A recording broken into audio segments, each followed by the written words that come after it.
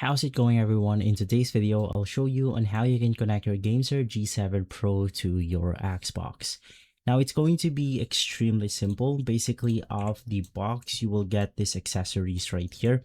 And the easiest thing in order to connect it onto our Xbox is to use the 2.4 gigahertz wireless dongle. So all you want to do is to just plug this onto the USB port of your Xbox. Now it can also work with the 3 meters Type-C cable if you want to go ahead and use it wired. But ideally, you want to use the Gamesir 2.4 gigahertz wireless dongle.